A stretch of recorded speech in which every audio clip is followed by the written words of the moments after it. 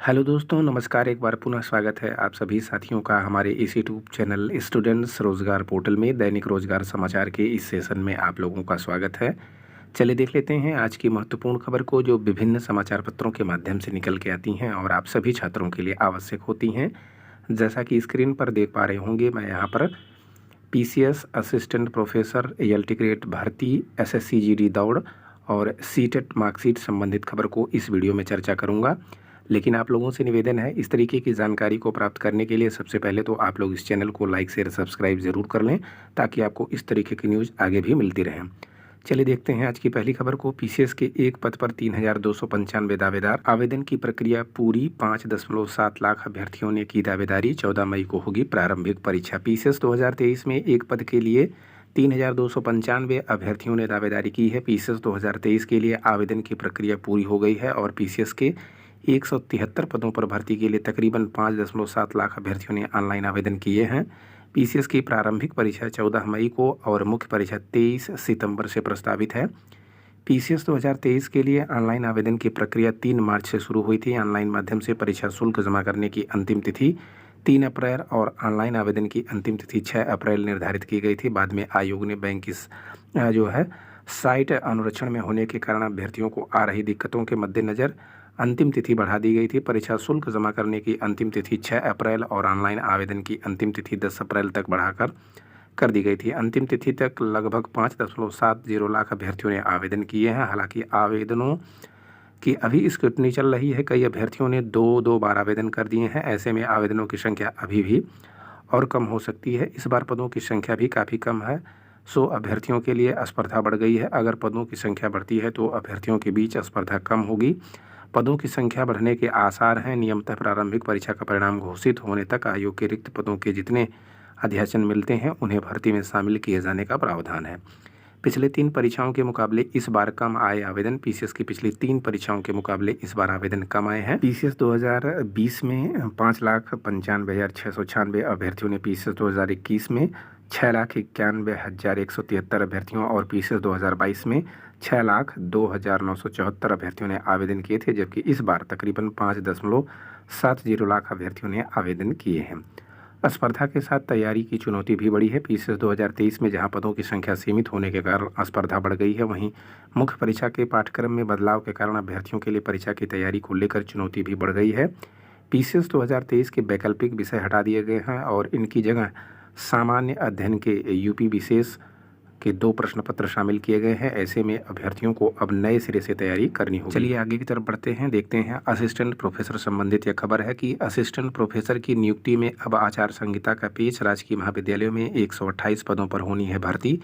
प्रदेश के राजकीय महाविद्यालयों में असिस्टेंट प्रोफेसर के पदों पर चयनित अभ्यर्थी महीनों से नियुक्ति के लिए भटक रहे हैं। अब नगर निकाय चुनाव की अधिसूचना जारी होने से अभ्यर्थियों को कम से कम 1 माह और नियुक्ति के लिए इंतजार करना होगा। उत्तर प्रदेश लोक सेवा आयोग ने राजकीय महाविद्यालयों में 24 विषयों में असिस्टेंट प्रोफेसर के 128 पदों पर भर्ती के लिए साक्षात्कार कराए।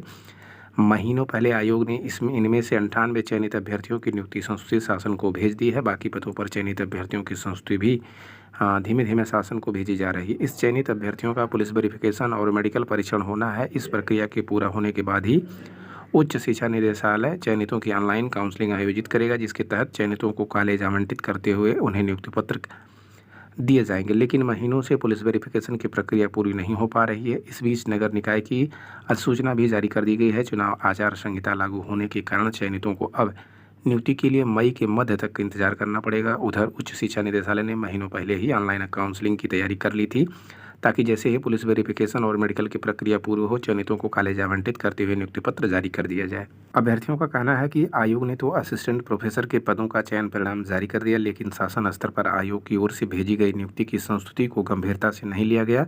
चयन के बाद नियुक्ति की पूरी प्रक्रिया अधिकतम 1 माह में पूरी हो जानी चाहिए, लेकिन महीनों बाद भी प्रक्रिया अटकी हुई है। इस बीच चुनाव आचार संहिता लागू होने के कारण नियुक्ति प्रक्रिया पूरी तरह से फंस गई है। तो यह थी असिस्टेंट प्रोफेसर संबंधित खबर। अब आगे की तरफ बढ़ते हैं, देखते हैं अन्य खबर को। यहाँ पर बात करेंगे एलटीजीआईसी से संबंधित यह खबर है कि एक और मुख्यमंत्री योगी आदित्यनाथ उत्तर प्रदेश शिक्षा सेवा चयन आयोग के गठन पर जोर दे रहे हैं, तो वहीं दूसरी ओर शिक्षा विभाग के अधिकारी अहर्ता को लेकर गंभीर नहीं है। इसी का नतीजा है कि राजकीय माध्यमिक विद्यालयों में प्रवक्ता और सहायक अध्यापक यानी एलटी ग्रेड के हजारों रिक्त पदों का अध्याचन मिलने के बावजूद उत्तर प्रदेश लोक सेवा आयोग की भर्ती शुरू नहीं कर रहा है। शासन के विशेष सचिव डॉक्टर रूपेश कुमार ने समकक्ष अर्हता का निर्धारण करने के लिए 22 नवंबर 2022 को हाई पावर अंतरीय विभागीय कमेटी गठित की थी। समिति में 15 दिनों में अर्हता निर्धारित करते हुए रिपोर्ट देने को कहा गया था, लेकिन 4.5 महीने का समय बीतने के बावजूद अब तक हाई पावर कमेटी की एक भी बैठक नहीं हो सकी है। वह स्थिति जब है तब जबकि छात्र आए दिन लोक सेवा आयोग पर नई भर्ती शुरू करने के लिए प्रदर्शन करते रहते हैं। इससे पहले आयोग ने 2018 में एलटी ग्रेड के 10,768 पदों पर भर्ती के लिए विज्ञापन जारी किया था। उसमें भी 2,500 से अधिक पद रिक्त रह गए हैं। उसके बाद राजकीय विद्यालयों में एलटी ग्रेड भर्ती न आने से बड़ी संख्या में शिक्षकों के पद खाली हैं। प्रवक्ता एलटी के 10,332 पद हैं खाली। राजकीय विद्यालयों में सहायक अध्यापक एलटी ग्रेड के स्वीकृत 19,300 पदों में से 6,365 और प्रवक्ता के 9,463 स्वीकृत पदों के 3,957 पद खाली हैं। शिक्षक नहीं होने के कारण इन स्कूलों में पढ़ाई प्रभावित हो रही है। ग्रामीण इलाकों के तमाम स्कूलों में किसी अन्य विषय के शिक्षक कोई दूसरा विषय पढ़ा रहे हैं। और वहीं पर अवशेष सूची जारी करने को 7वें दिन अनशन।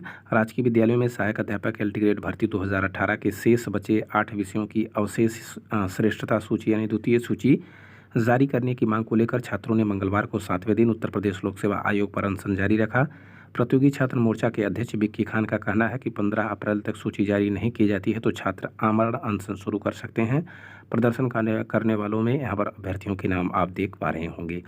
तो यह थी एलटी भर्ती संबंधित खबर। अब आगे बढ़ते हैं, देखते हैं एसएससी जीडी से संबंधित यह खबर है। जैसा कि आप लोग जान रहे हैं कि एसएससी जीडी का परिणाम जारी कर दिया गया है। अब उसकी फिजिकल इफिशियंसी टेस्ट यानी ये पीईटी होनी बाकी है, उसमें डेट में परिवर्तन कर दिया गया है। जैसा कि आप देख पा रहे होंगे कि SSC has declared result of computer based examination of SSC GD exam 2022 on 8/4/2023 यानी 8/4/2023 को इसका रिजल्ट जारी कर दिया गया है। और शॉर्ट लिस्ट कैंडिडेट की बात करें तो 3,70,998 कैंडिडेट फॉर पीईटी और पीएसटी के लिए एलिजिबल पाए गए हैं। और अगर इनकी जो है रनिंग की बात करें तो अगर जो कि 15/4/2023 से होनी थी, अब इसको रिवाइज डेट आ गई है। ये अब जो है 24/4/2023 से इसकी पीईटी होना शुरू होगी। पहले 15 से होने वाली थी, लेकिन अब इसकी डेट को बढ़ाकर जो है 24/4/2023 कर दिया गया है। तो जो भी अभ्यर्थी एसएससी जीडी से संबंधित हैं उनके लिए है बड़ी खबर है कि आप लोगों की दौड़ अब 15 की बजाय 24 तारीख से होगी। तो यह थी एसएससी जीडी संबंधित खबर। अब बात करते हैं सीटेट संबंधित यह खबर। जैसा कि कल एक नोटिस के माध्यम से बता दिया गया है कि जितने भी कैंडिडेट सीटेट दिसंबर 2022 में प्रतिभाग किए थे और जिनका भी रिजल्ट आया था, उन सभी विद्यार्थियों का जो है मार्कशीट डिजी लॉकर में आ गई है। वो कैंडिडेट चाहे बीएड के हों या बीटीसी के हों, सभी अभ्यर्थियों की मार्कशीट डिजी लॉकर में आ गई है। सभी लोग जाकर अपने मार्कशीट को चेक कर सकते हैं, देख सकते हैं। और तो यह थी आज की महत्वपूर्ण खबर जो आप लोगों के लिए उपयोगी थी। फिर मिलते हैं आपसे एक नए वीडियो में।